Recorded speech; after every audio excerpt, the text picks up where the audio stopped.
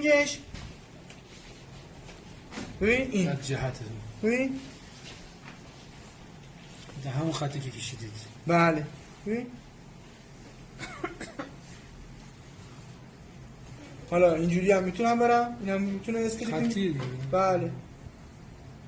یه موقعی هم زورتون نرسید آیرون با آرنج میری.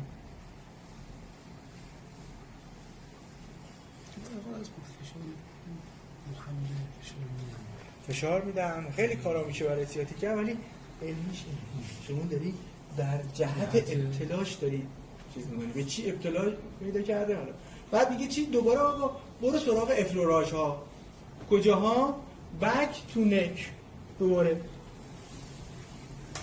میزان میگه یه مقدار میزان فشارتون بیشتر از افلوراژ قبلیتون باشه دیگه گرم شده دیگه.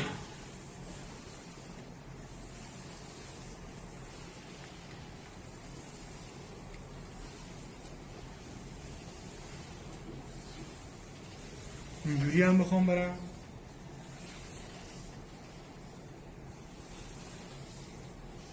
بریم اسلاید بعدی.